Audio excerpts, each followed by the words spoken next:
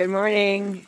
This video is just a quick message because it was just too much to type for Naomi Castle, which she said come drive with us truck drivers. So if she's like a big rig driver, fucking kudos to you. I've seen the inside of those trucks. Too many things. I know my limitations, but I feel like honored. I have to share this story with you because I've never gotten to say thank you to a specific truck driver, and I won't ever be able to. So if I can say thank you to any truck driver, Naomi, I appreciated your comment. So I don't know how many years ago, probably 8 or 9, one of my daughters was in the hospital, and they were looking to have her transferred to a specialty hospital, a pediatric specialty hospital. And I was 9 days every day, all day in the hospital. And so on the day they finally are able, she's stable, and they're going to transport her. And I'm waiting at the emergency room with my car, and doesn't one of my headlights go out right in front of the police officer that's at the emergency room. So she comes over and she's like, listen, you have a headlight out. And I'm like, oh my gosh, like meanwhile, the specialty hospital that they found that my daughter's being transported to is 2.5 hours away in another city. And the cop is like, listen, I know you have to go with transport because they're transporting my daughter by ambulance. And so they write me a note on the back of a business card because they said, you're going to get pulled over. And I'm like, how many people get pulled over really? I'm like, okay, thank you so much. She said, if I said, it was on a little while ago. She said, if I didn't see it go out, I would have said, but, she was really cool. And it's my birthday. So the ambulance gets on the thruway, and I'm following the ambulance, and I kid you not, and this is late at night. It was like, we started out at 9 o'clock, I think, 9:30. And I get pulled over like 5 minutes into the drive. And when I pull over, the ambulance pulled over. And so the cop's like, you have a headlight out. I'm like, I know. I said, just left the hospital. I'm like, the police officer at the emergency room gave me this card, blah, blah, blah, blah. They're like, just go. Half an hour to an hour later, I get pulled over again. The ambulance pulls over again. I mean, this went on. I've never been pulled over so many times for a fucking headlight. And it gets important, that detail for later. By the time we do the 2.5 hour drive, it's starting to snow. And it turns out it becomes, for the hour, 45 minutes to an hour that I was filling out paperwork, it turned into absolute invisible whiteout conditions. And we had gotten there at like 2 minutes to 12 at midnight. And I only remember because my daughter looks up at the clock and she's like, look, Mommy, it's not your birthday anymore. And I'm like, honey, whatever, it's okay. And so I had to drive home at that point, but that was when we first got there. So I think it was like midnight, 12:30 in the morning.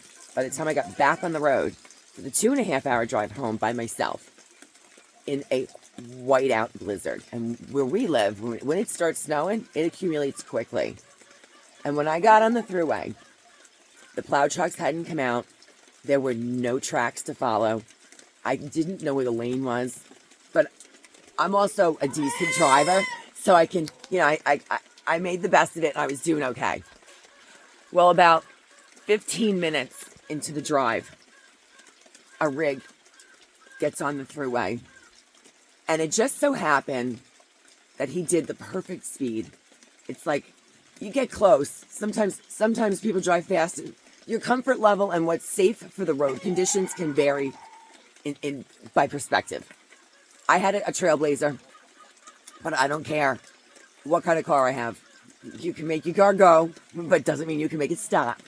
So I still drive cautiously. I don't drive like the 4-wheel drive assholes that go flying by. I'm like, okay, and 5 minutes later, they're in a ditch.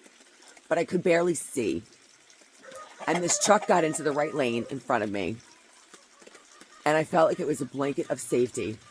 I stayed far enough behind that it was a safe enough travel distance. I'm going to get upset.